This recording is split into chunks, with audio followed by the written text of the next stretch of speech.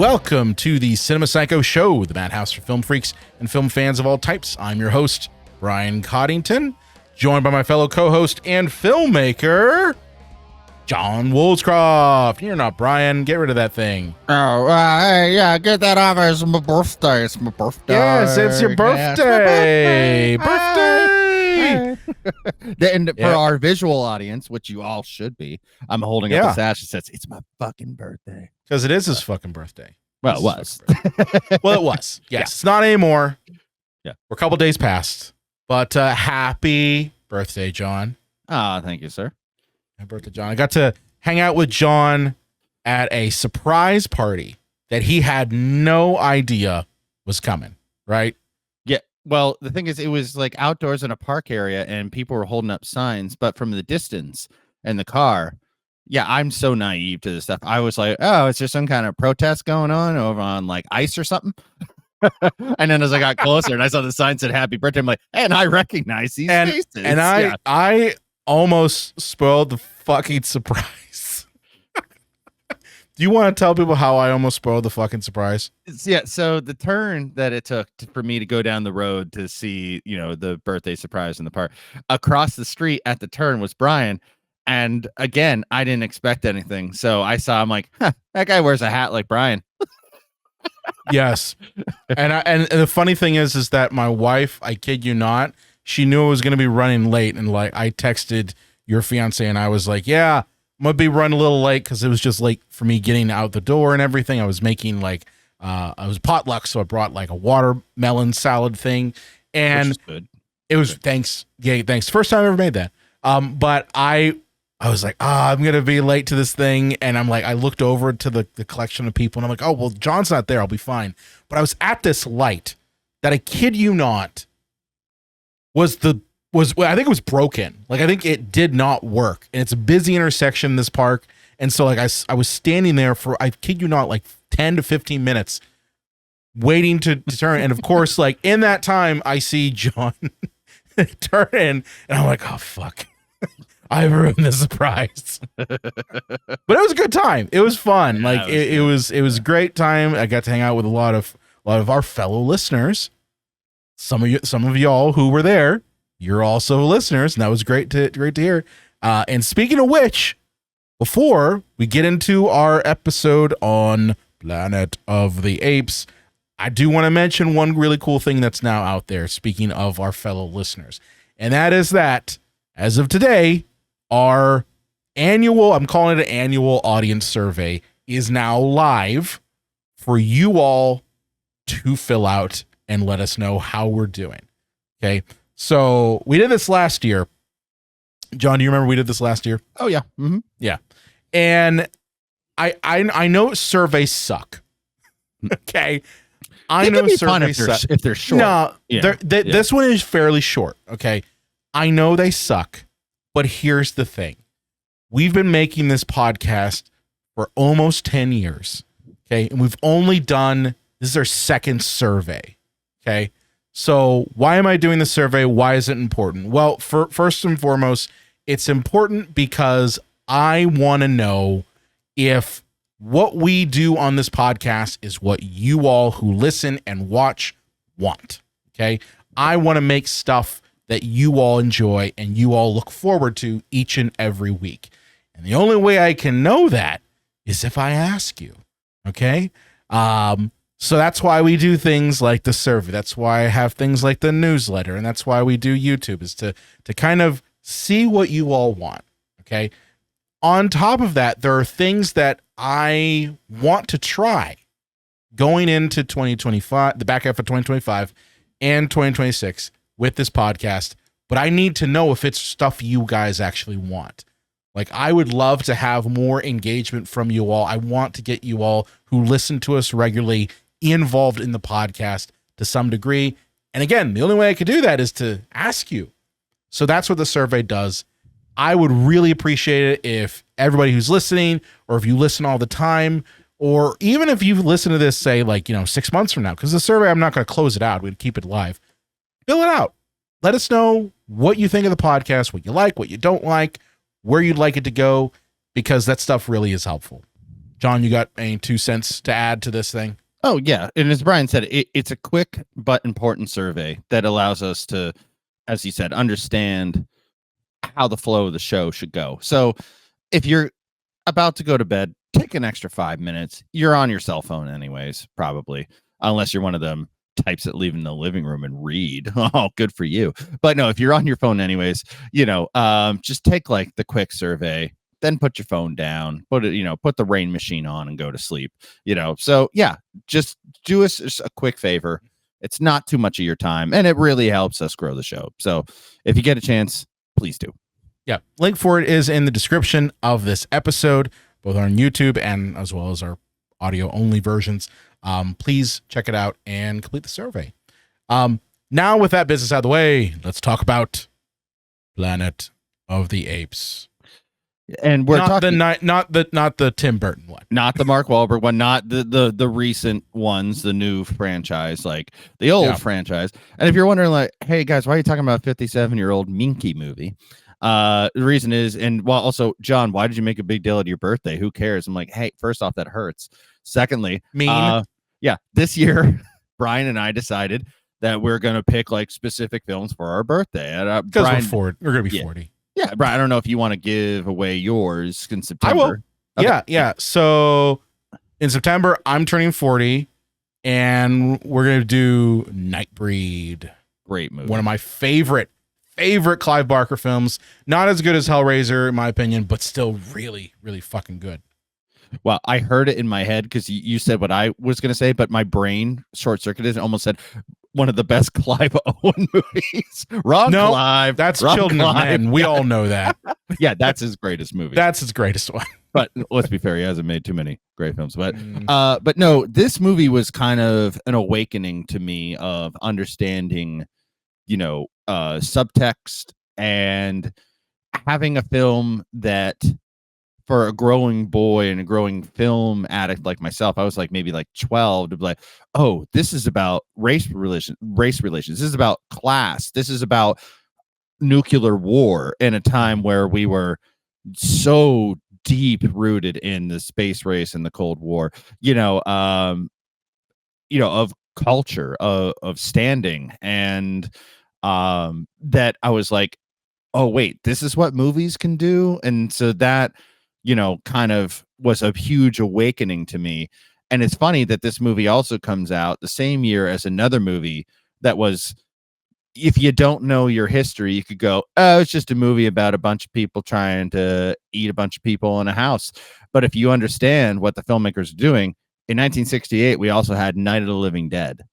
I'm glad you brought that up because I see a lot of parallels with Planet of the Apes and Night of the Living Dead, not only from a standpoint of like these two films, in my opinion, shaped their respective genres way more than people give it credit for.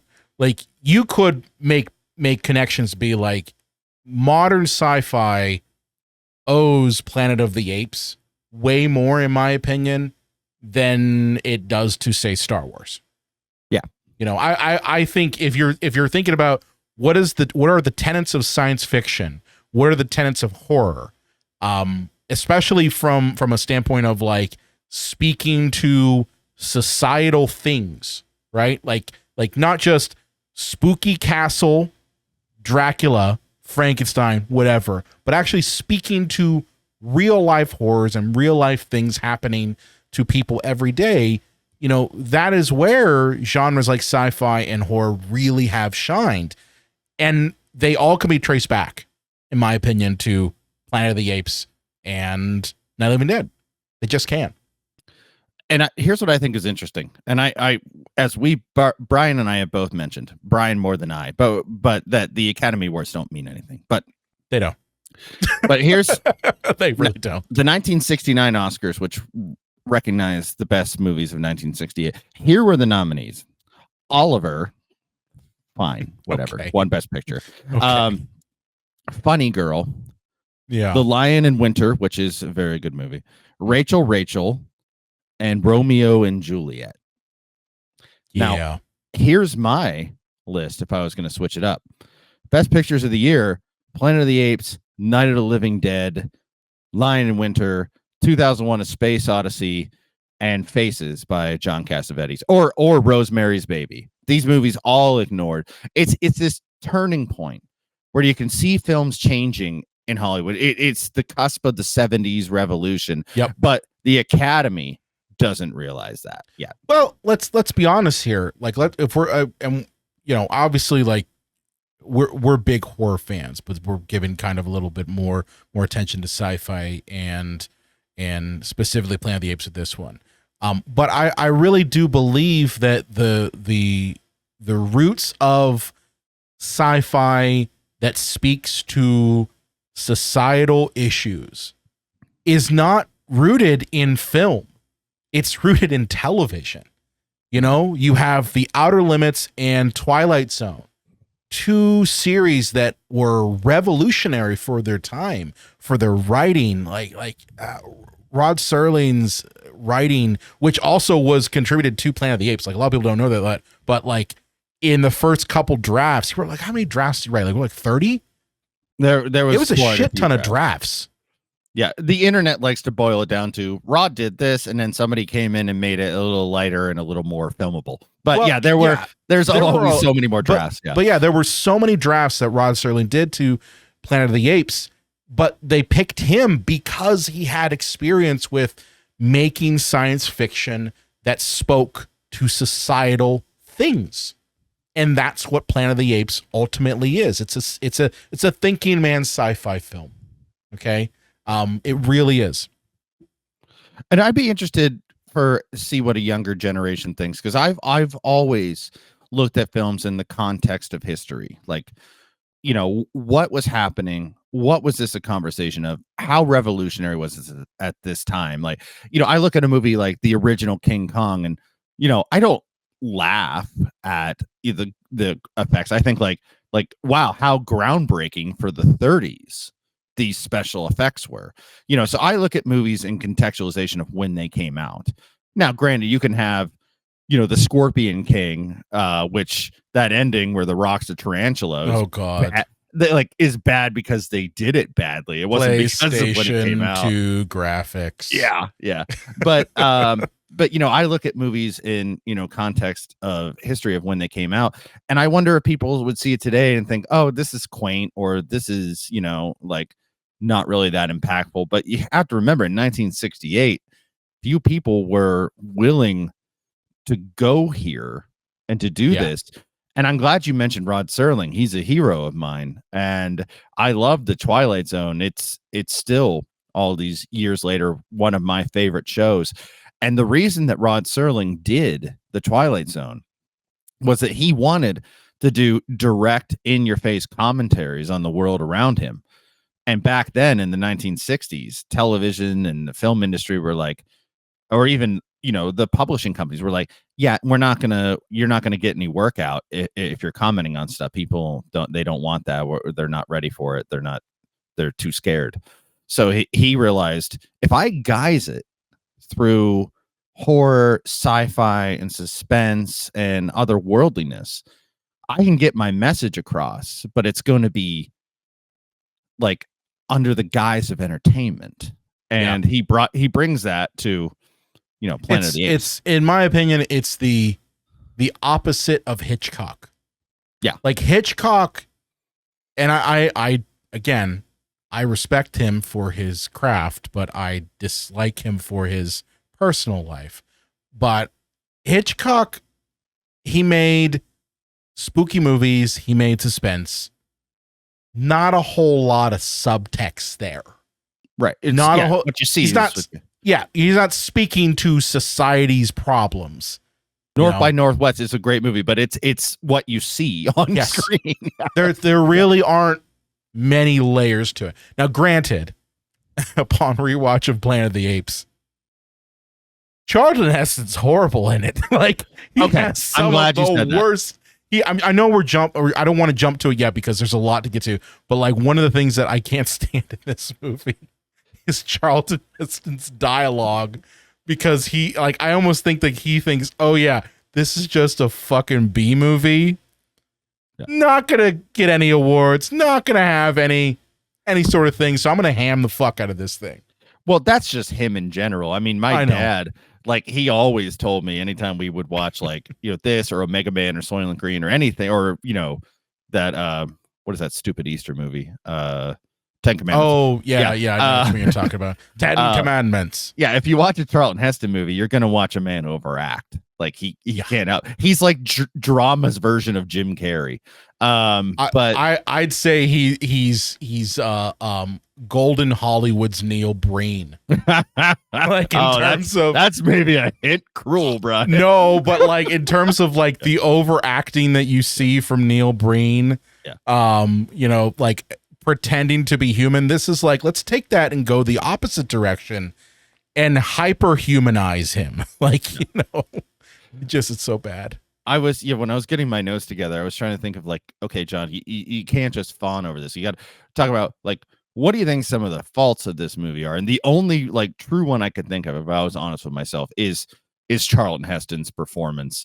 And some of the, not just him, but some of the decisions they made. Like there's a point where Landon, one of the other astronauts, we'll get to the plot, is he plants a flag, thinking that they've landed on another planet, like they would actually a year later on the moon. And they do this weird, it's obviously a post audio dub of Heston laughing, and they go up his nose. Yeah. And then and it's just kind of like, what was that? What were you doing? The 60s and film, there's a certain bizarroness that I think just happens with 1960s and sci-fi in particular, because a lot of these sort of things you would see on like the Star Trek original series, just really bizarre shit. Like the second unit in this film was like, you know what? Let's just do one really crazy one where Charlton Heston is laughing like an insane person. Like he took like 2 hits of LSD and it's finally kicking in. Let's just do that. Have him laughing like a crazy person. And we're just going to tilt the camera up his nose and off to the sky. Yeah. Okay. Well, I guarantee you this doesn't make it into the film. And, someone was like, hey, yeah, that's a good shot. Let's put it in. It probably wasn't supposed to go up his nose. It's probably, they didn't think of he would crane his neck back that far. No. But let's get into a little bit of kind of behind the scenes stuff. And one thing that I want to hit on kind of early on in this, because I have a little bit of history with this film, in that I did reference this in my grad thesis. Oh, really? Yes. Okay. Yeah. Because a lot of people don't know this, and this is how John and I met, was we were in our grad film program. And my grad thesis was all about special effects makeup. And it was how it's used to convey story and character. And one of the key things that I brought up was how this film in particular, with the special effects artist John Chambers, really mechanized the work of special effects makeup. Like this, you can point to this film and say, like, this is the point where we shifted from the Jack Pierce, I'm going to customize everything on set that day, to more of a factory type setting. And that is because of the fact that they had to make so many ape masks en masse. Like they had to do that to make this work. And what sold this movie was the fact that these characters were going to be apes that could emote out of their makeup. You had never seen that before. Which is, the special effects on this, I want you to discuss it more, but this is groundbreaking. And the thing is, I think it holds up, it does to a degree. And in my opinion, it does to a degree. Upon rewatching this, like, I can see where the limitations are. I mean, one, the fact that the prosthetics for the apes, they really held to the bony structures of the face, areas that they knew there was not going to be a ton of movement. But the beauty of this is that it left the eyes pretty much untouched. It left the separation between where the mouth was at, so that, you know, you could grin and you could smile and you would have a little bit of that pop through into the makeup. You know, obviously years later, you would have people like Dick Smith and Tom Savini and a lot of other really groundbreaking people who expanded upon this. But this really was kind of the first time that was done. And it was done, honestly, because of Chambers' work in television, because he had to make prosthetics really fast, but also make them good. Like it was like, you got to do it fast, but also with quality. And I think it was interesting on an acting point of view. A handful of people turned down the roles of like Cornelius or Dr. Zaius and stuff because their agents told them, you're going to be under all this ape makeup. Nobody's going to recognize you. It's going to hurt your career. It's fucking dumb. It's the 60s. I know, but it's just, but like, it is such a fucking dumb thing. And I've heard, not so much from actors nowadays, but like when I've talked to older actors who've been doing this for a while, they don't like all of the makeup. Like they don't have the same allure that I have for it. I know, John, you do too. And a lot of our younger friends who are also actors, like they see it as a hindrance rather than a tool. You know what I mean? Like I've met people who were, say, like 80s horror actors, and they were like, oh, it's just, you know, it's stuff on my face. And it's like, yeah, but like it puts you more in that character. Like there is a reason why, you know, the Batman mask, in my opinion, is as uncomfortable as it is. Like, I think that because it's uncomfortable, it puts whoever is in that cowl, it puts them into the mindset of Batman. And I think that prosthetic makeup does that too. And if you don't, like, you know, honor it and work with it, it just is going to hurt you. And what's very interesting is, and I'm sure that he never met the ape actors outside of, and by the way, I know about science of the differences between monkeys and apes. It drives me insane. Yes, in this movie. But I'll just say apes. Yeah. We're going to just say apes. Yeah. We know. Yeah. This isn't a science. We took science class, John. Yeah. Neil deGrasse Tyson, get off our ass. No, but if the legend is true that Zira, the actress that played Zira, she came up to Charlton Heston at the premiere and asked him if he was okay, because he just seemed kind of like frazzled, and he didn't know who she was, because I bet Charlton Heston probably showed up the last minute on set. It was 2 minutes in the makeup chair where they had been there for hours, and he had never seen her or any of the ape performers outside of their makeup, so he didn't even know what they looked like. Wow. Yeah, that was Kim Hunter. Yes, thank you. Yeah, that's insane. Yeah, that's just mind-boggling. That's got it. And I hope Charlton Heston and the actress that played Nova, I hope that they ate humble pie, because like when it came for lunch break, they're probably there eating steak and eggs, having the time of their life. You couldn't eat with that makeup on. But yeah, but everybody in the prosthetics, like they couldn't eat, so they had to drink shakes through a straw. You know, protein shakes. That's what they had to do. Yeah. Because of the grueling nature of having to wear those prosthetics in the heat. Yeah. Crazy. So do we want to dive into this film, John? Do we want to get into the meat and potatoes of it? I do, but I would like to talk about the book versus movie. Good. Okay.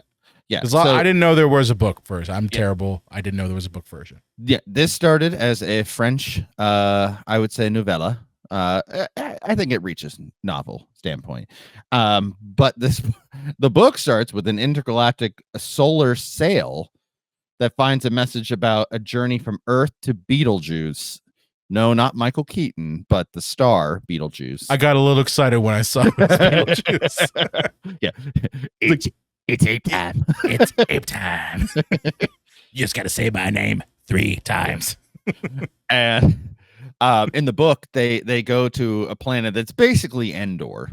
It's a giant forest planet. And so we have now connections between like the NASA space shuttle, as compared to people that are able to travel on a basically sailboat through space, because future, and to landing on a planet where apes are in charge and man is less. In the book, apes speak a different language, which makes sense because, well, spoiler alert, double spoiler alert, in the book it's not Earth, and therefore it's also spoiler alert, it's Earth in the movie if you haven't seen this 57-year-old movie. What a twist. But yeah, they speak another language, and like these guys who have traveled to this planet on Beetlejuice are like super smart, so they're kind of Rosetta Stoning their own shit, trying to figure out what's being said to them. And apes have 4 hands. I guess that's 4 hands. It's evolvement, I guess. Like that's somehow evolution. I don't know how 4 hands would help. So so is it just like they have feet too? But yeah, now but they have only 2 feet. Okay, they got 2 feet, but now they've got like a second set of arms, which I don't know if anybody's ever done this at home, but if you like tap your head and rub your belly, you know, like it's like 2 motor functions at once. Seems it doesn't work. All our brains can handle, let alone 4. Cornelius, Zira, Dr. Zaius, all the same. They're all there. There's no, damn dirty ape. That's obviously a movie creation there. And as I mentioned, at the end, it's it's not Earth. So that was a Rod Serling choice. I'm sure anybody could have guessed. It was also a thing where their technology in the book was highly advanced compared to the film. And I think it came down to budget. Like they could not afford to do kind of the crazy futuristic stuff. And that's what always bugged me about the remakes, is that they never tried that. Like you would think with the technology now in filmmaking that some version of Planet of the Apes might just be like, hey, let's just actually go back to the book and maybe not give them mud huts that they rule over, but maybe actually make it where they're high technology, that sort of thing. It's just interesting that they never got that. Yeah, and that's like when you get it boiled down to the essentials. Like if you got a quick recap of the making of Planet of the Apes, and no script just goes through 2 passes, by the way, if it's a major motion picture from 20th Century Fox.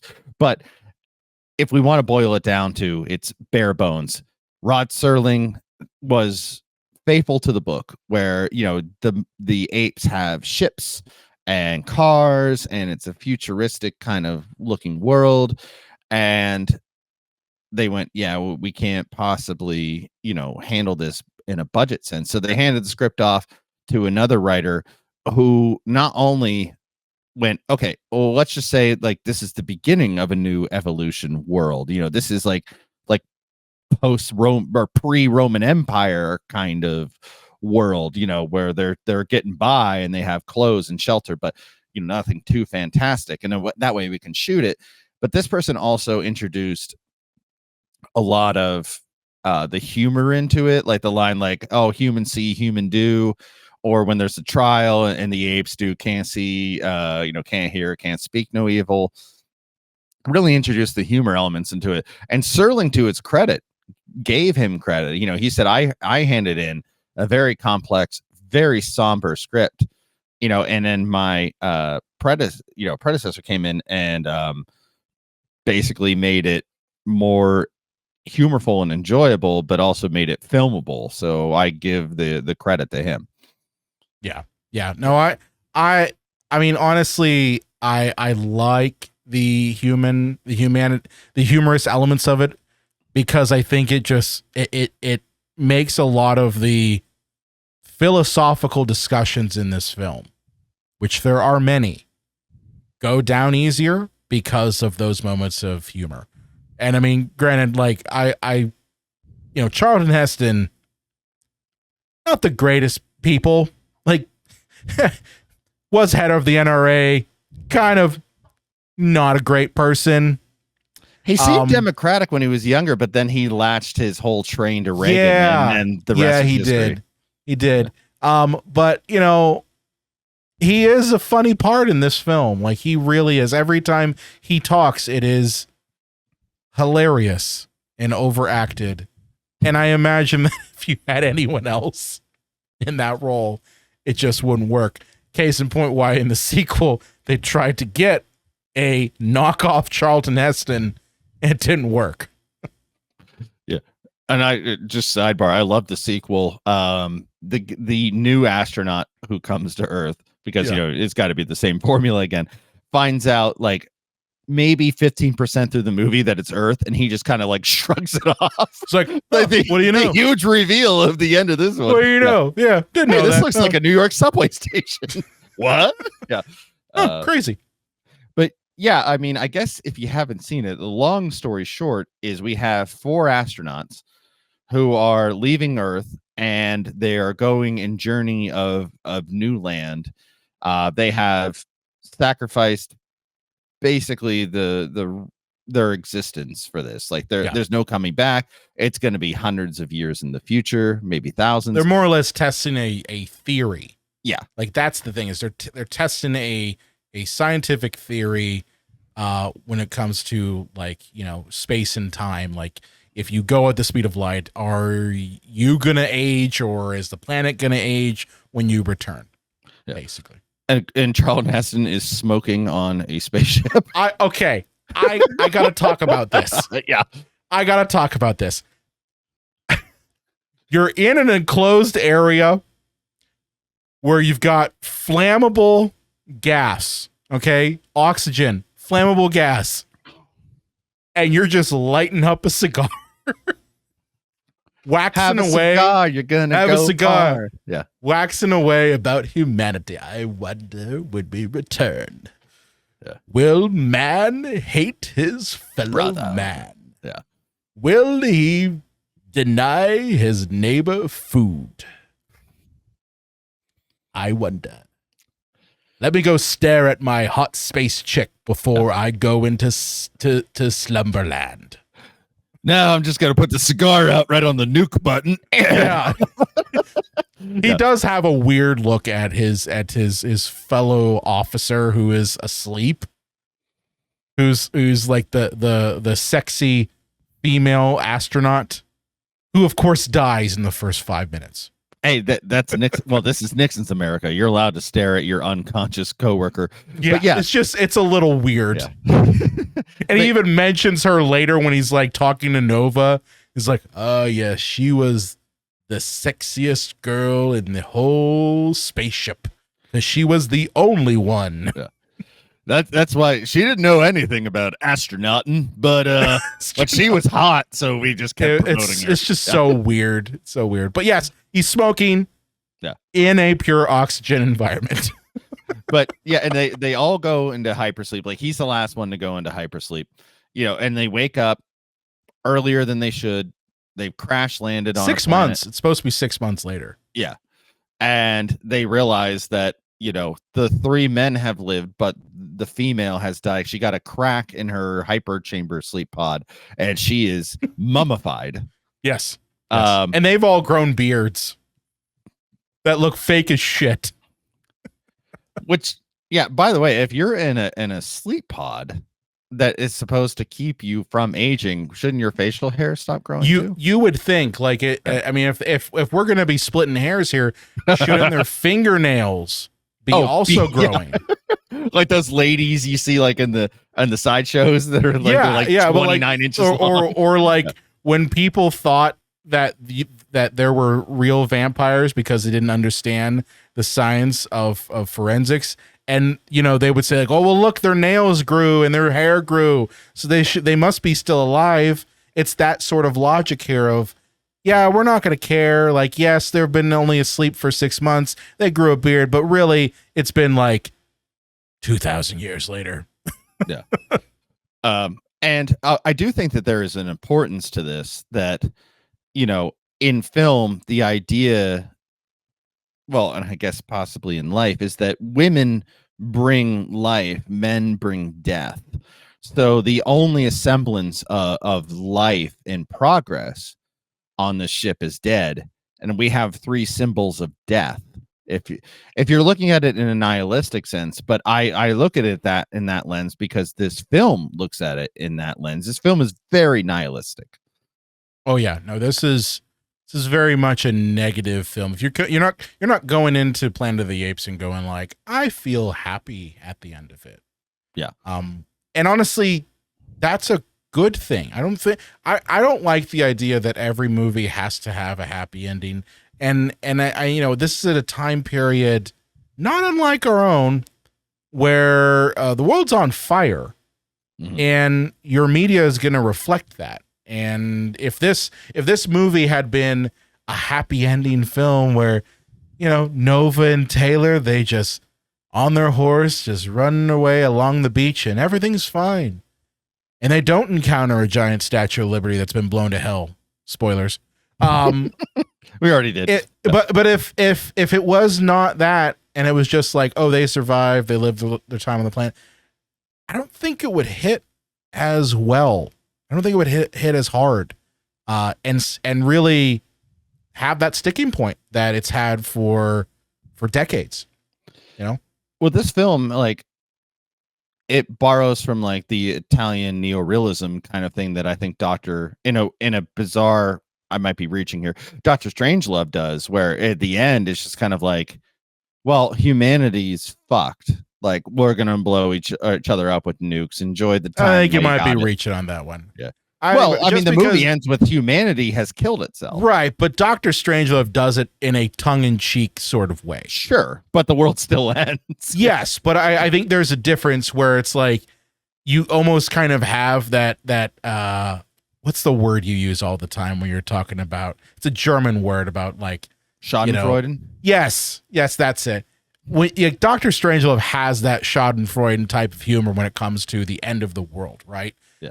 Whereas Planet of the Apes is, even though it has moments where Charlton Heston, when he's delivering lines, are hilarious, it, as you said, it's taking the idea of nuclear holocaust, class relations, race, dehumanizing people, and it's taking it in a very dark way where there really isn't that sort of tongue-in-cheek laughter at the subject, whereas Dr. Strangelove kind of is more tongue-in-cheek and laughing at the horribleness.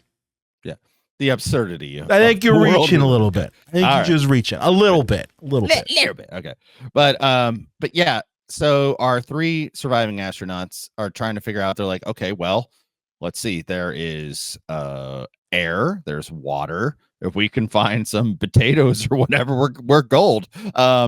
Yeah. So we get a lot of commentary on the meaning of life, the meaning of man, the meaning. We basically get to meet our characters at this point because it's our first act. They eventually they're traipsing in the desert too. Like that's the whole point. Is they're traipsing in the desert because where they landed, there's no vegetation, there's no nothing. So they need to find something to be able to survive. And we have one guy who went on the mission because he's very optimistic. We have our hero who's very nihilistic, and then we have the other guy who dies.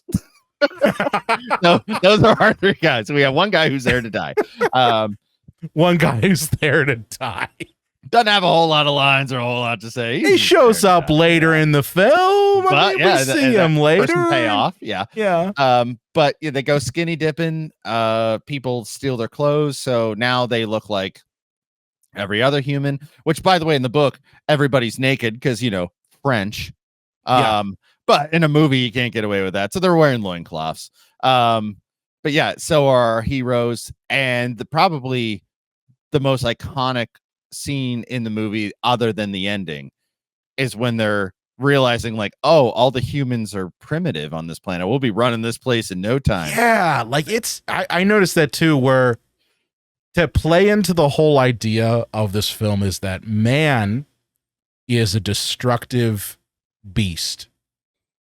And our hero, the first time that he comes across, and I love that Charlton Heston is the one who says this, okay?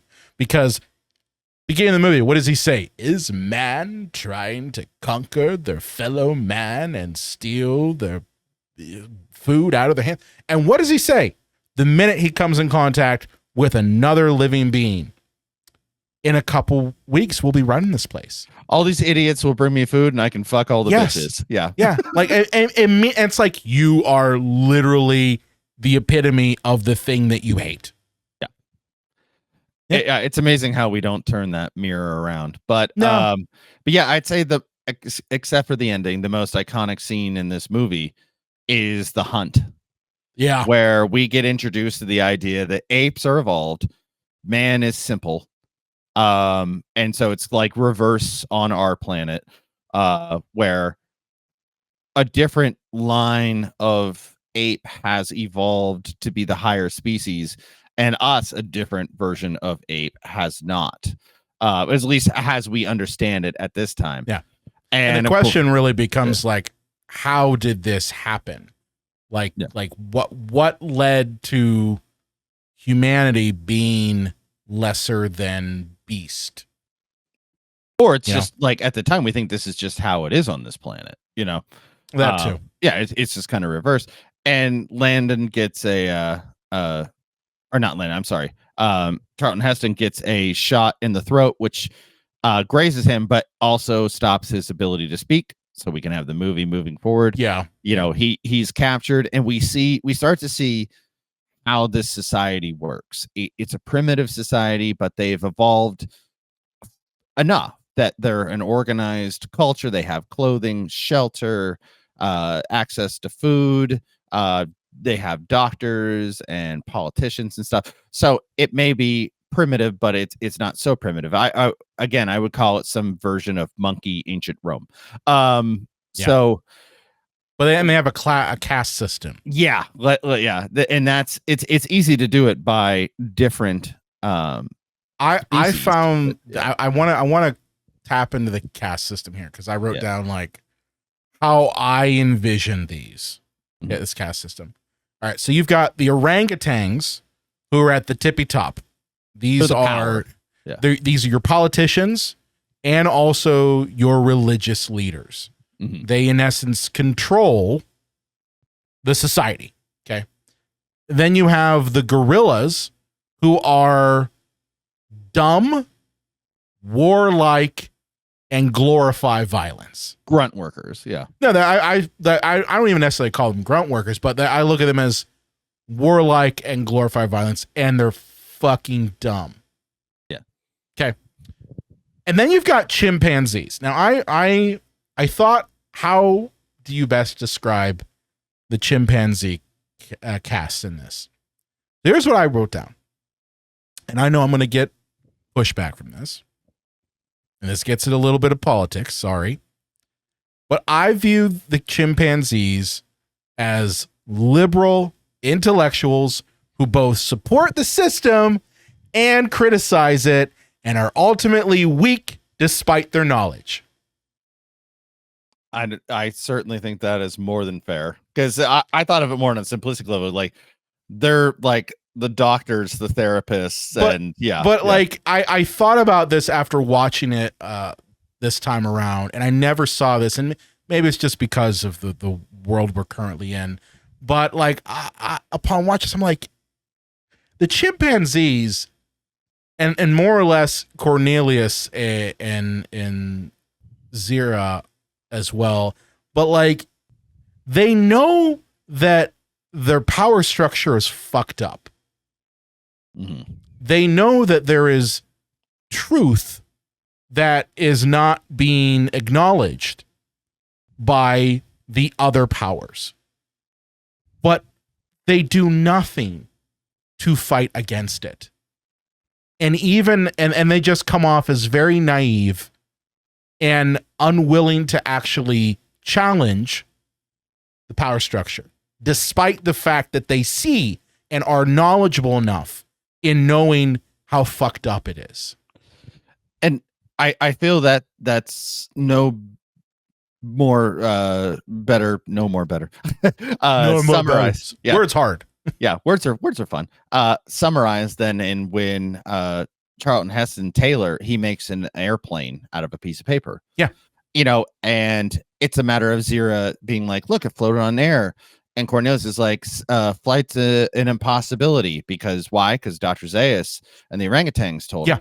So basically, we have a group of people that are at the top who know that flight's probably not an impossibility, but are going to crush the idea because it's dangerous to them. Yes. We have people at the bottom level who are too stupid to even understand what flight is. And we have people in the middle who are either willing to question it or too scared to question it. You know, and it's exactly to your point. And that's my whole point is the orangutans are guilty for the horribleness because of their knowledge and their power.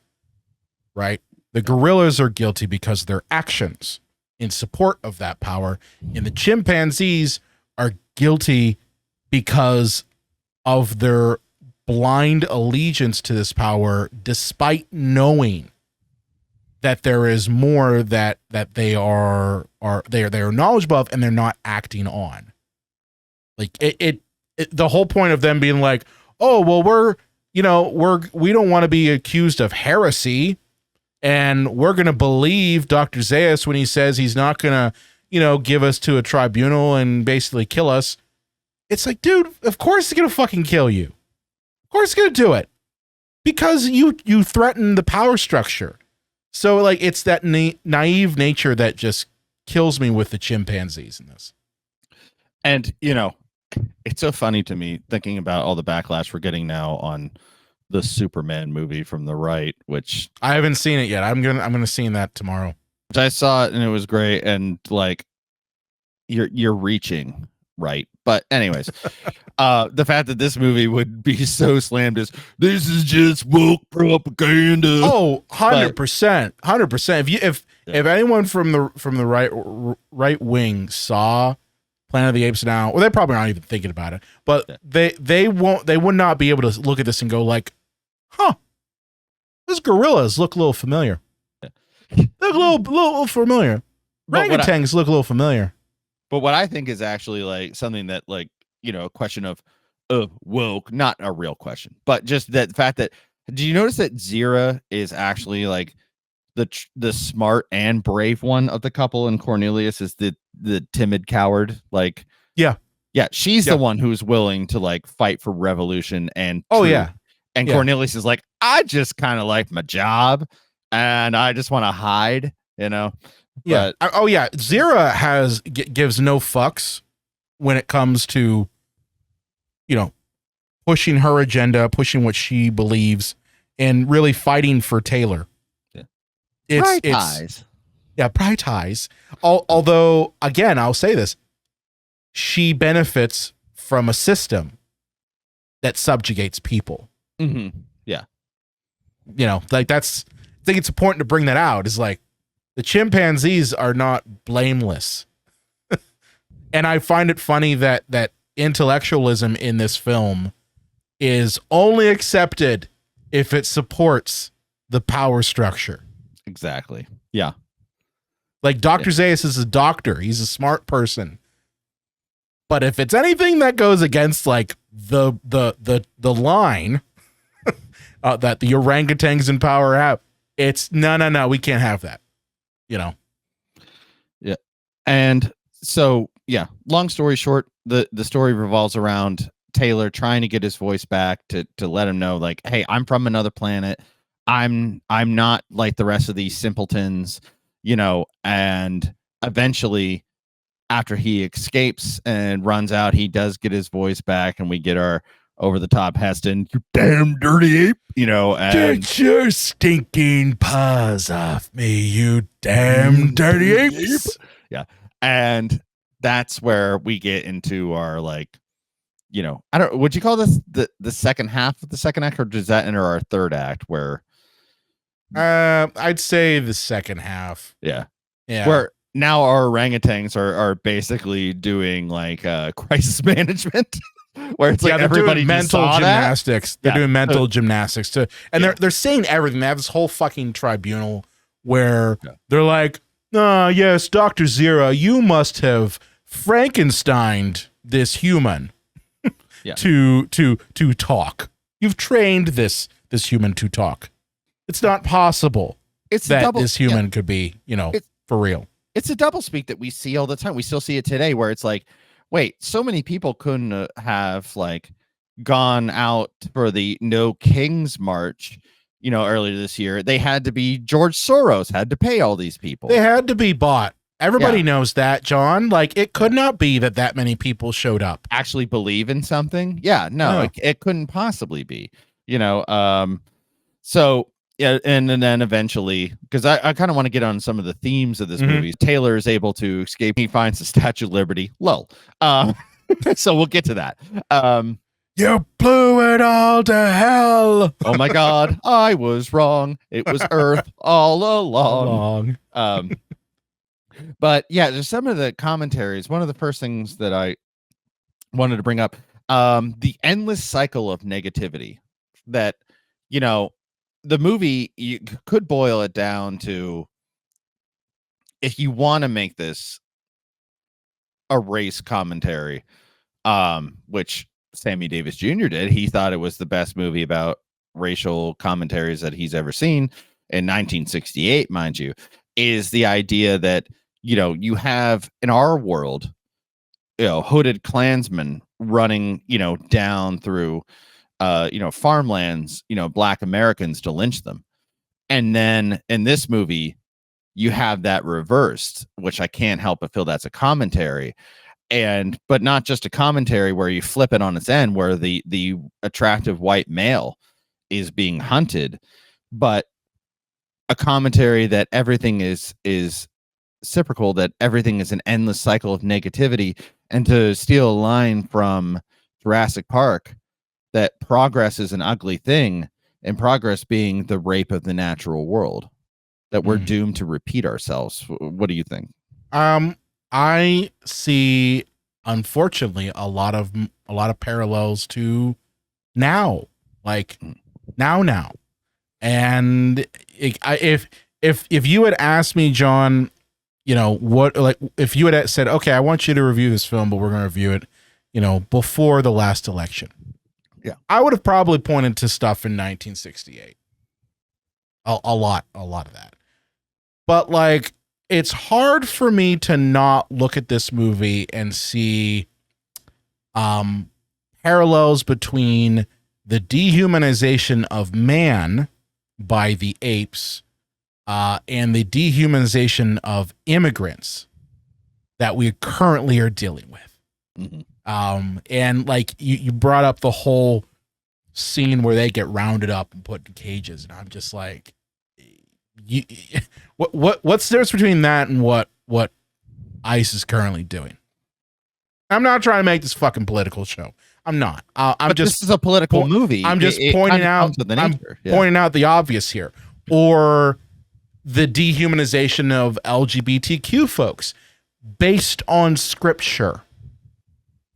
Okay, you literally have in this movie a moment where Dr. Zaius is quoting the scripture of his people and saying that this is why we terrorize man. This is why they are a lower life form than us. And I fail to see the difference between that and what people on the right have said about people who are in the LGBTQ community or people who are trans. I fail to see the difference because there really isn't. It's justification by your individual belief structure. It's justifying horror based off of your beliefs. Yeah. I fail to see the difference. It is shocking to me. I remember my one friend, Matt Takish, we saw, and this is the late 90s. So like if you're watching a trailer online, it's like one of those really pixelated things that has to buffer every 2 seconds. But we saw a trailer for bum fights. And I just turned to him and I was like, this is fucking disgusting.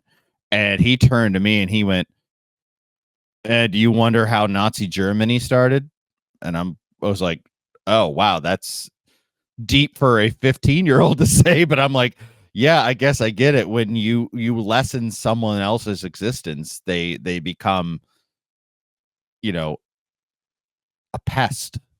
Yeah. Well, that's the thing is it's a cycle that continues to get repeated over and over again.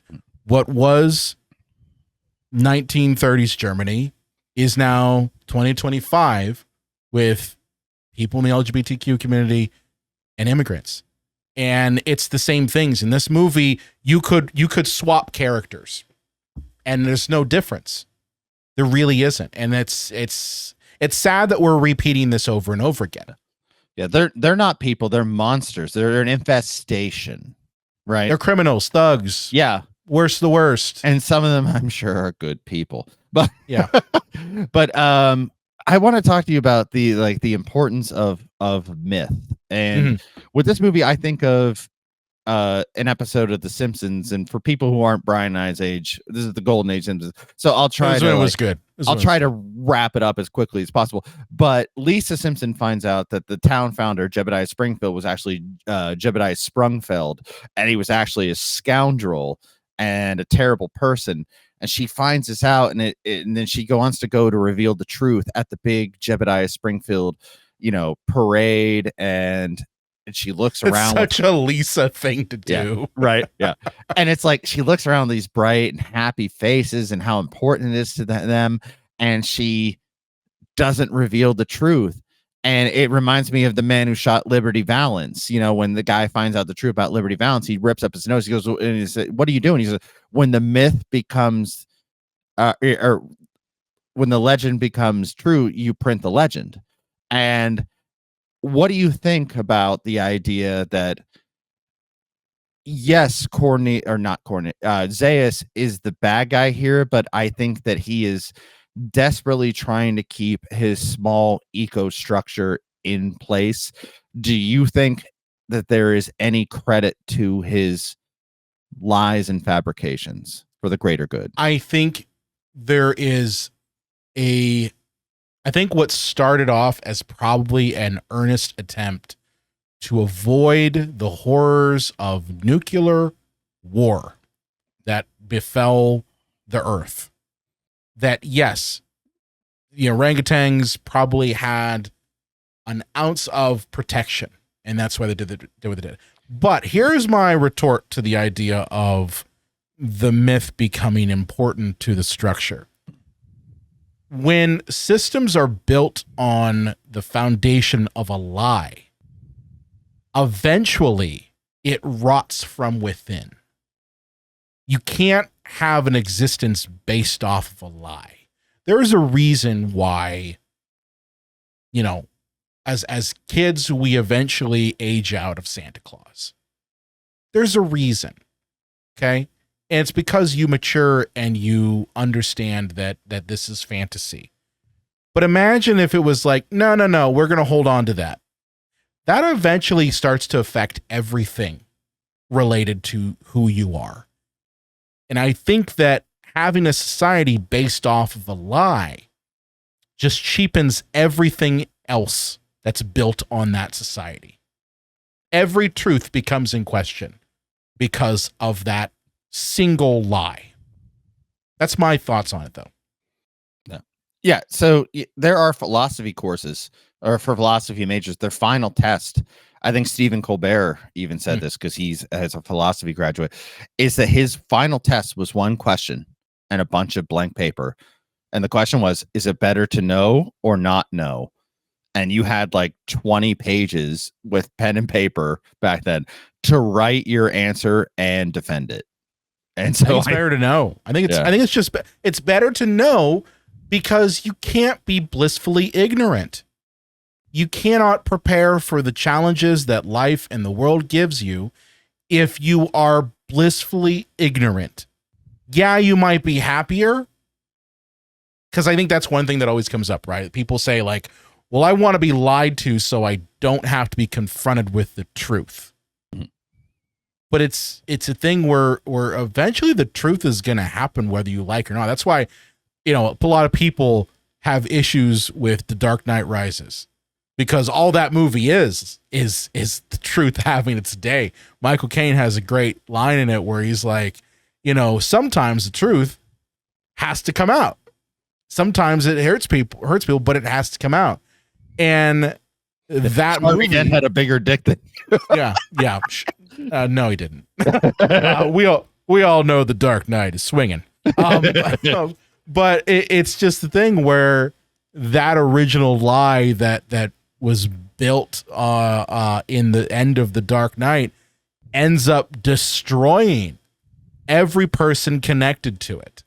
It ends up destroying Gotham. It ends up destroying the mayor. Literally, he gets blown to shit. It ends up destroying Gordon. It ends up destroying everything. All because it's built on a lie. That you could say was for good, right? It cleaned up Gotham momentarily, but it led to a rot that eventually had to be dealt with. But, you know, one of the other things I just want to bring up is when I was a kid, I just automatically saw Dr. Zaius as the villain. You know, 100%. Oh, he's totally the villain. But as an adult, I can understand to a degree where he's coming from. You know, in another Batman reference, talk about the Dark Knight. Like, I killed Harvey Dent because, you know, we need to rally people. We can't destroy them.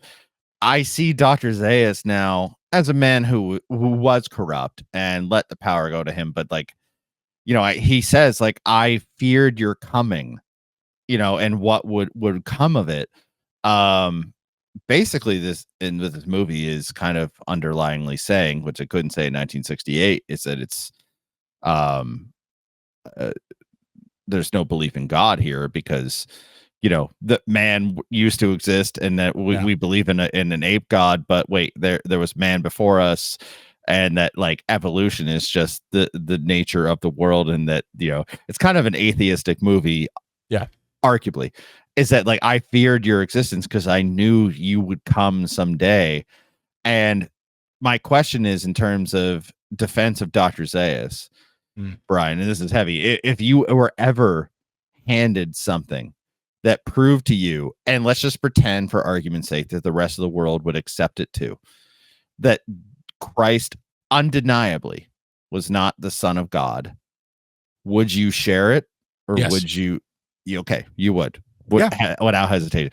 I mean, I'd be afraid of what that would do to millions of people. Here's why I would say that. Yeah. Here's why I would say that. And again, people aren't going to like this. For as much good as religion has done, and religion has done good, I will admit that. I'm not, and that's the thing is, when I say that I am agnostic atheist, it means that I personally don't know. I don't pretend to know, and I've said that before. But I'm not going to lie and say that religion hasn't done good. It has. It has given people meaning. It has given people answers to things that they've needed answers for. But for as much good as it has done, it has also done a tremendous amount of evil. It has. And so if I can't sit there and go that truth has to be the enemy when it makes people uncomfortable. I'm sorry. I think that the world would be better off if we believed in truth for once. If we saw undeniable truth and we didn't just sit there and go like, yeah, well, you have your right to your truth and I have my right to my truth. And yeah, maybe if it was like, yeah, Jesus isn't real, it was made up, mostly to control people, because that's, in my opinion, what I think religion has always been, is to control people. But let's say it was that's the truth of it. I would 100% put it out there, because I think when people are informed, when people have to be confronted with the truth, that they will be better off eventually. Maybe a lot of people will lose hope. Maybe a lot of people will be destroyed by it.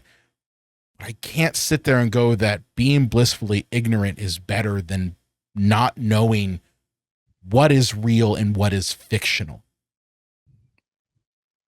Interesting. Okay. Yeah. Yeah.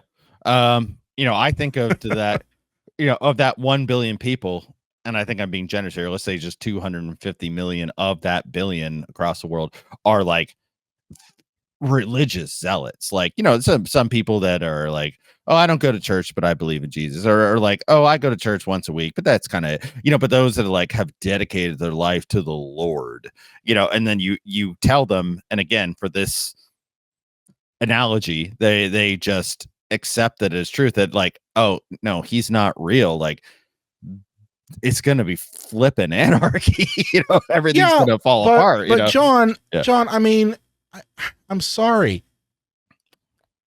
Kids age out of Santa Claus. They age out of that. It does immediately when that happens. It's not like you suddenly don't celebrate the holidays, that you don't take part in it, that you aren't nicer. Like, I honestly, like, it's a thing where like you find elements outside of that belief that give you hope. And I'm sorry, I think that if people were confronted with that truth, that yes, I'm not gonna say society would crumble. I think a lot of people would suddenly, their whole world structure would be destroyed, and their whole world beliefs would be destroyed. But eventually they would have to, for the sake of just moving on, deal with it. They'd have to find another way to live their lives that also gives them meaning. And maybe it's more or less that you're living for the present rather than living for the invisible man in the sky. Yeah. Or some parable that happened 2,000 years ago.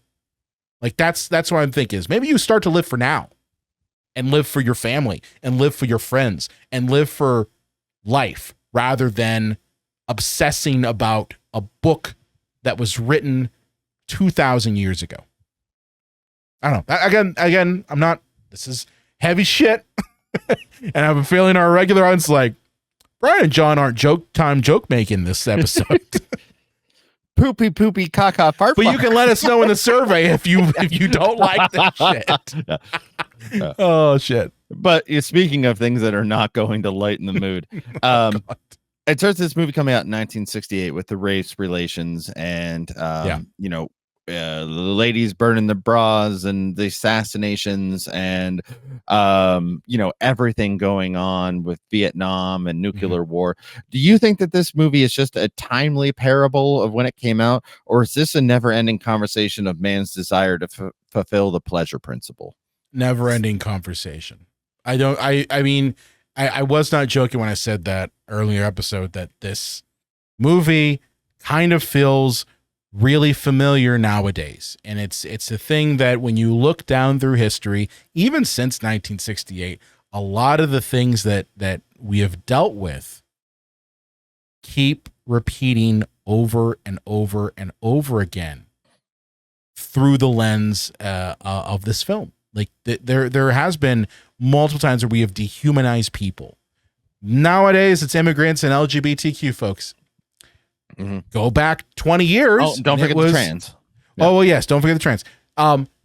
And going back 20 years, it was people who were Muslim because of 9/11. Okay, go back a little bit further, and it was Iraqis in the 90s. Go back a little further, and it was people who were, again, Hispanic. Why? Because of the war on drugs. So you could just keep repeating this over and over again because it's the never-ending thing where our ability to inflict damage on ourselves is just there's no bottom to that well. Yeah. Unfortunately, heavy shit. Well, speaking of heavy shit, John, do a fart joke to break up the mood. Do a Charlton Heston voice. Wait, doctor, I've caught my ass. Some Terrence and Phillip, but yeah, but not to be even more heavy. But this movie premiered one day before the assassination of Martin Luther King. Son of a bitch! I didn't know that. Yeah. But you know what I think is fascinating is that these monkeys, they live in a world, these apes, excuse me, live in this world where they don't have any trains, they don't have computers, they don't have, you know, fill in the blank here of like what it means, railroad, you know, of modern society. But they have guns And I think that is a commentary of that the second we learned that we had a thumb and the ability to pick things up, we used them to kill. Well, I mean, John, one of the first things we ever had to build was a knife. Mm-hmm. And a knife turned into a sword. And a sword turned into a spear. And a spear turned into a gun. Okay, so like, you know, like that's in our nature. It's there. It's always been there.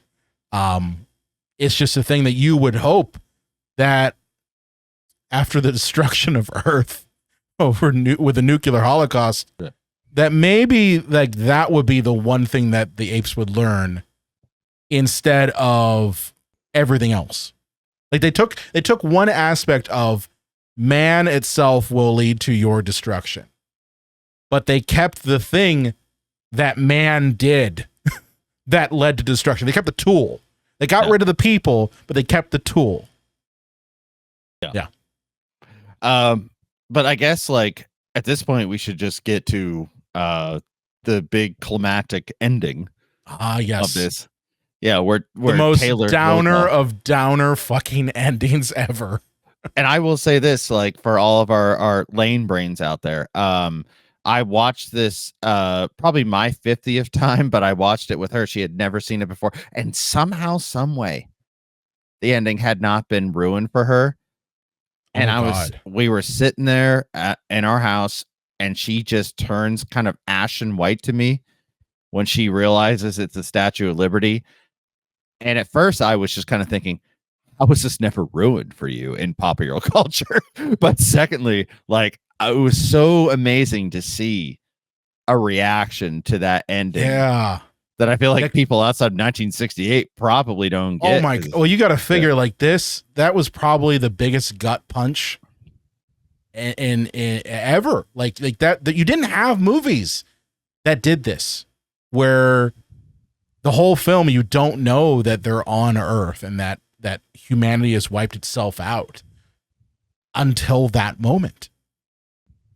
At first, you think it's just they're on. You know, some other planet, and this is what's happened, and many galaxies away. Yeah, but once it becomes like, oh God, this is us. We did this. That everything else in the movie starts to click, in my opinion. Like all of Dr. Zaius's warnings, all of the reasons why he's like so anti-intellectualism, why he's trying to contain everything. Everything all comes down to that ending shot where the dread just washes over the audience. I love it.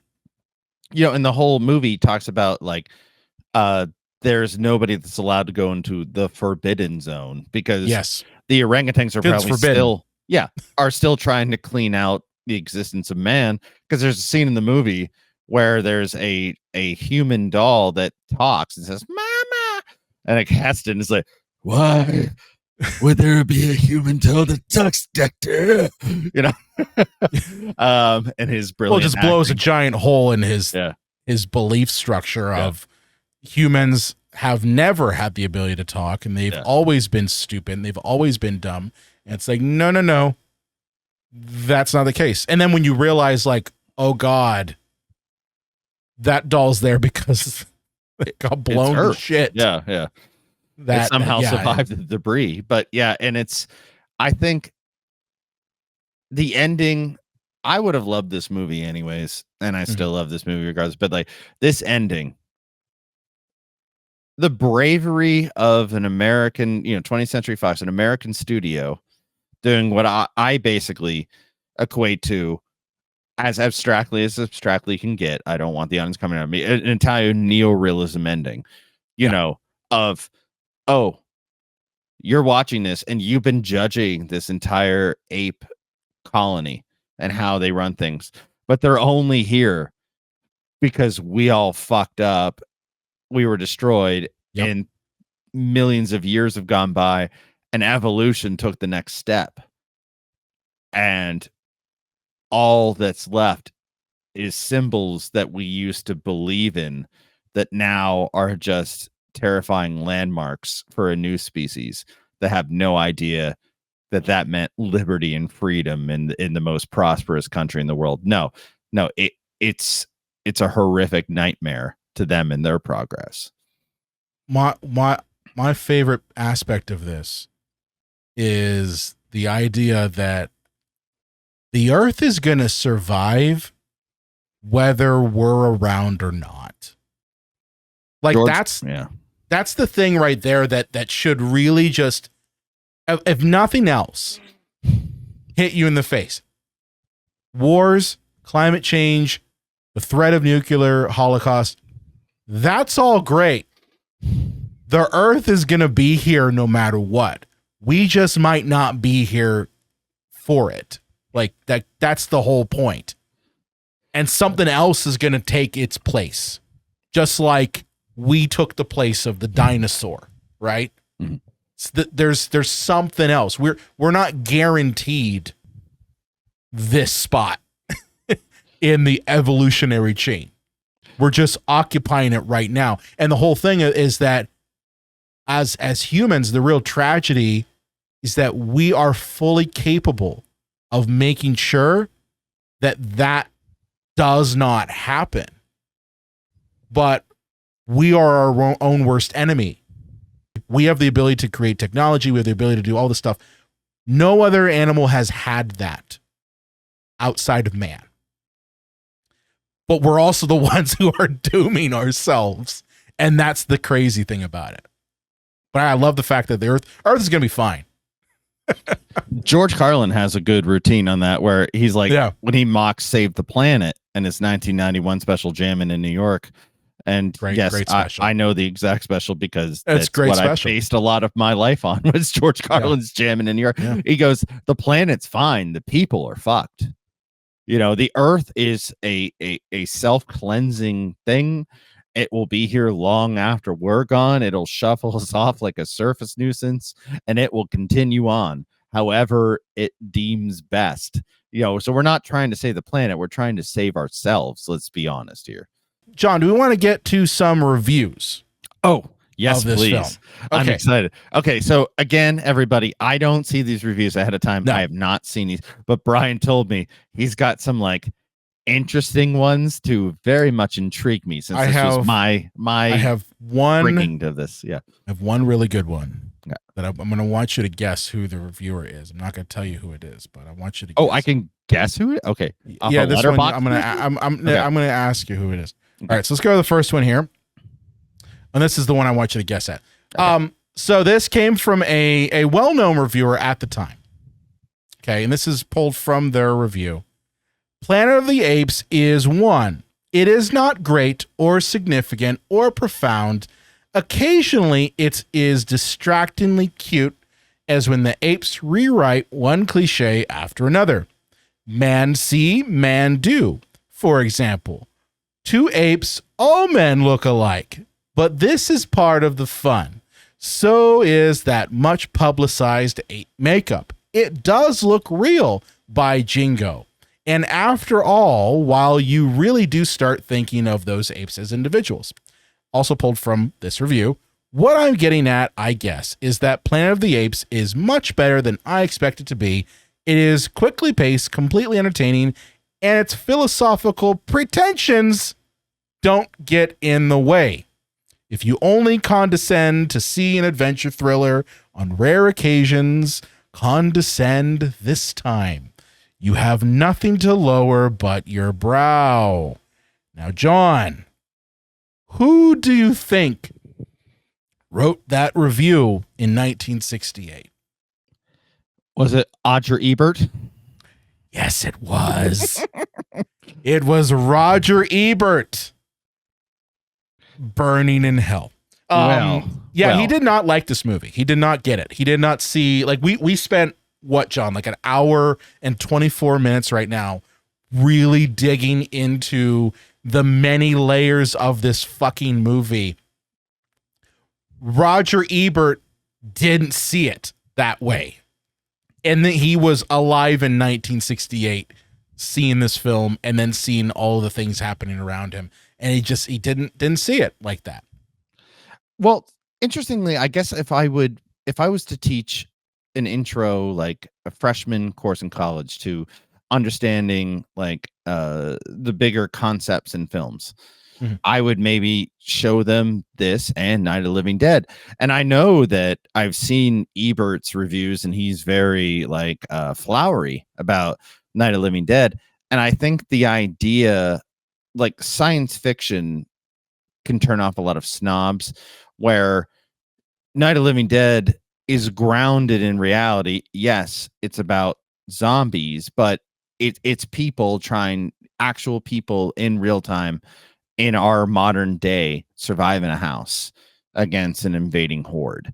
So I guess that is easier to see, like, oh, the brilliant subtext as compared to something that's supposed to be otherworldly with people in chimpanzee masks, and go, no, this is below me because it's science fiction.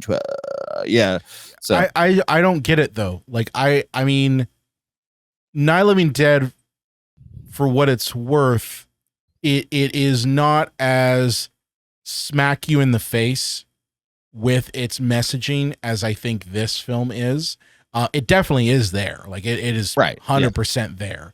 But I think Planet of the Apes really does, through its core, have these political messages woven into it, and it doesn't shy away from it, and it doesn't, try to wrap it up in a science fiction-y bow. It presents it in a way that is smart, in my opinion, and does make you think. But for a acclaimed critic, Roger Ebert, to see the chimp masks and go, no, I'm sorry, I don't see those things because a monkey is saying it.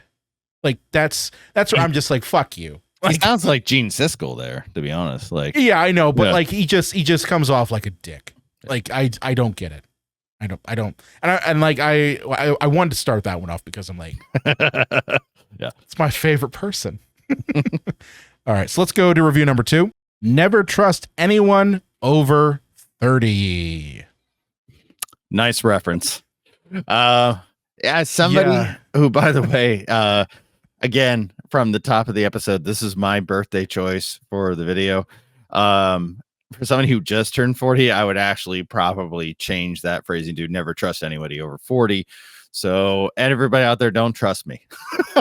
I would say never trust anyone over 70. Personally, 70. I would say 70. Or never trust anybody that has a certain bankroll. Yeah, that's a better one. Yeah. Never trust anyone who is a boomer. Let's just go with it. Make it simple. If you're a boomer and up, don't trust him.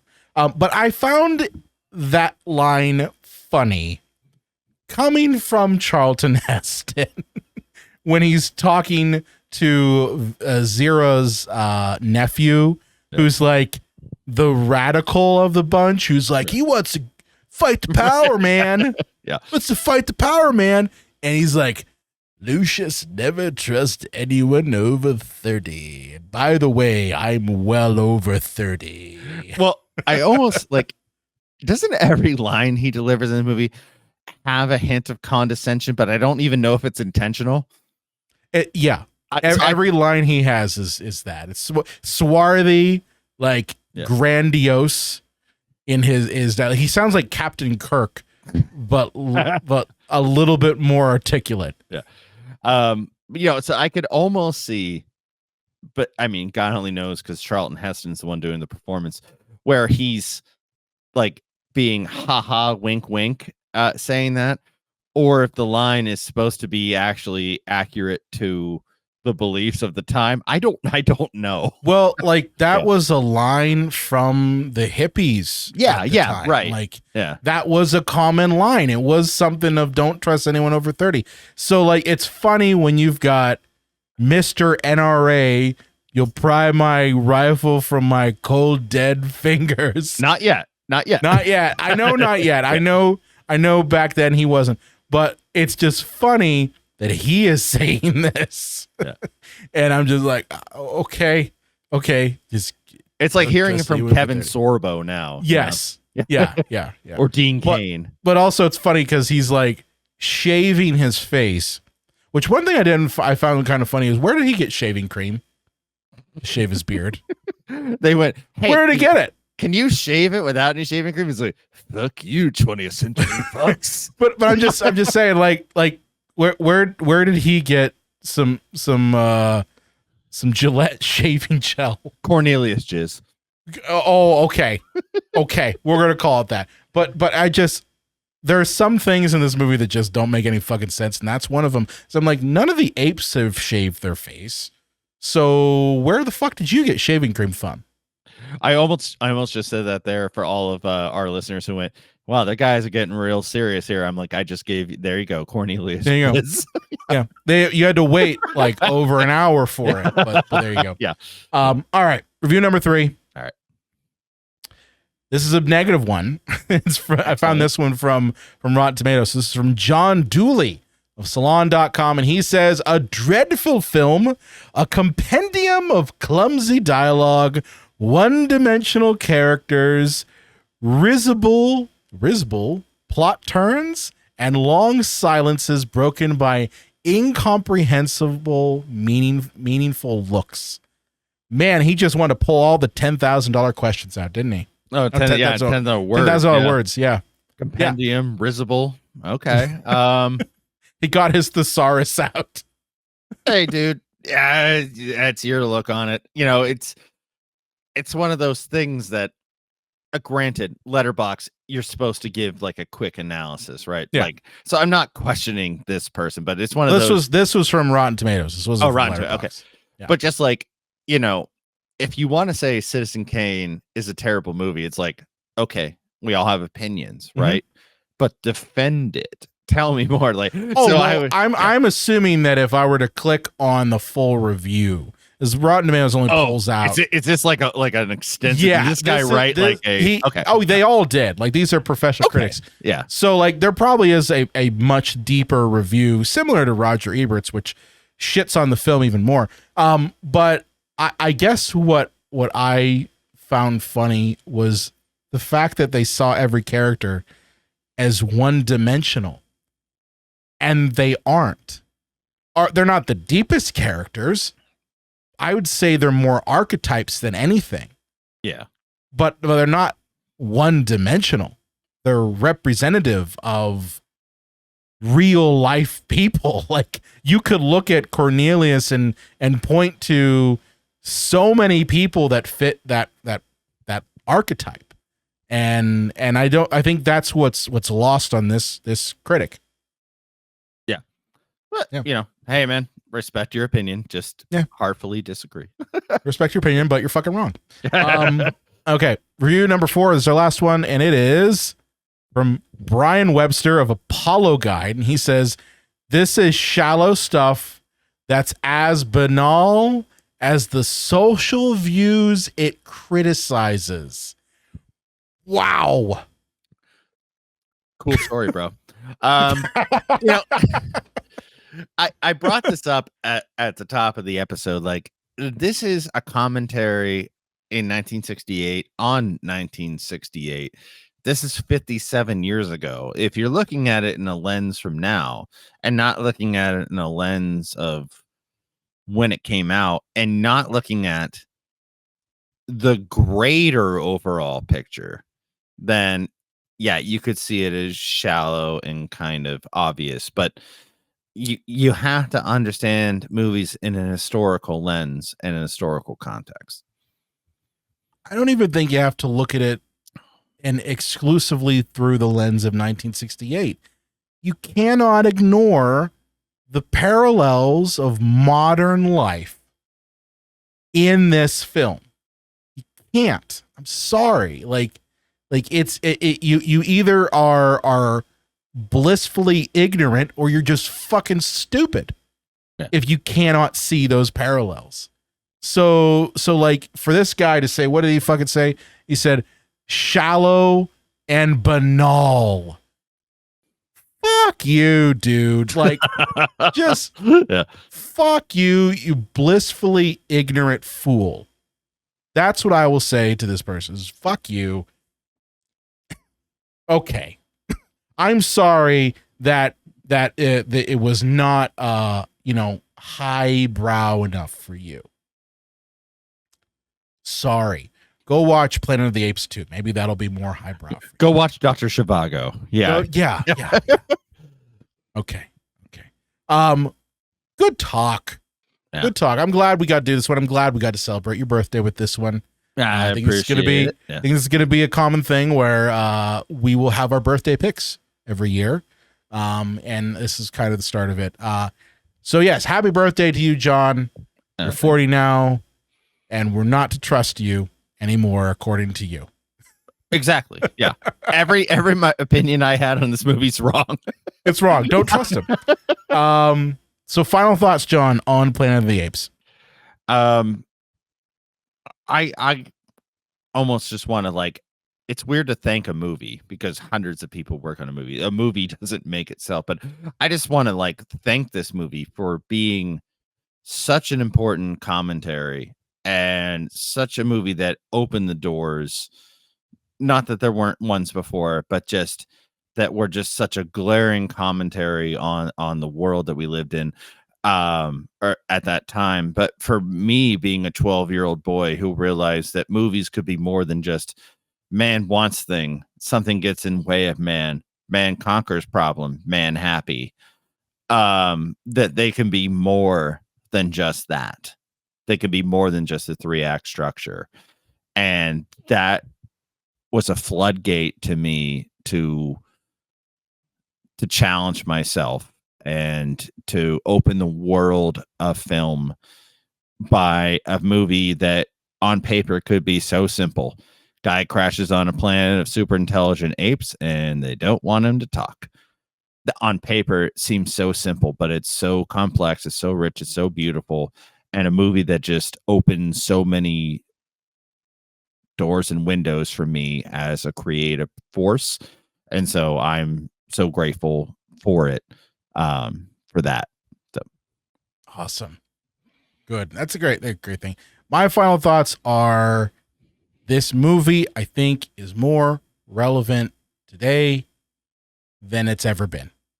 And I fear that the reality of this film, not necessarily the apes becoming super intelligent and taking over things, but just the idea that man is the root of its own destruction is far more real than I'd like it to be. And that's really what I feel this movie really boils down to, is that we have the means of destroying ourselves, both on our soul, politically, economically, as a society, on our planet. We have the means of our own destruction. And we seem to constantly be going down that path, despite our best efforts to not do that. So, yeah, it's kind of a downer final thought, but I think this movie is more relevant today than ever before. So, with that said, John, where can they find you at on the internet? Oh, can't talk. Gotta write it down. Yeah, again, sorry for the dead air for our audio-only listeners. Pretending to be Taylor. Couldn't talk. You can find me at Instagram, Facebook, and I teased it for Sinners, but the tease is finally over. By the time, hopefully, you're listening to this, my Lost World Jurassic Park episode will be out. And I tried to piggyback off of the new Jurassic Park movie, but I'll tell you, Superman came out, and I don't think anybody even thinks about Jurassic Park anymore. I'd be very interested to look at the box office reports, because I don't know anybody that is even remotely thinking about Jurassic Park anymore since Superman came out, but we'll see. Yeah, good point there. I also have not really heard much about Jurassic Park since Superman came out. There was what? Jurassic what? But of course, if you have loved this show, please do me a favor and share it. Share it with your friends, share it with your family, share it with your fellow Simeon Brothers. Okay. And of course, if you are interested in following this show on your favorite podcast app of choice, please do me a favor and go to our website, cinemapsychoshow.com/follow. You can follow us right there, and then it has all of our little links down there. You can click them and boom, you're following us on your favorite podcast platform of choice. And of course, if you're watching us here on YouTube, hey, thank you so much. Please do me a favor, hit the subscribe button, hit the little bell, and hit the thumbs up to like this video, and leave us down a comment down there. Really do appreciate that sort of thing. And of course, I mentioned this at the top of the episode. Please consider filling out our audience survey. I really want to know what you all want in future episodes. Yes. And just to know if there are things that you like that we do that you want us to keep doing, or maybe things you're just like, hey Brian, I really don't like these sort of things. Can you not do them anymore? I really do take that stuff to heart, and I really do pay attention to it, and I really do I want your all voices to be heard on this show, and for us to really to give you the best possible movie review podcast that's out there. And we only can do that if you let us know what you want. So please, link is in the description of this episode for our survey. Consider filling it out. It's only a couple questions, and I really appreciate it. And with that said, we will see you next time. Damn you! You burned it all to hell!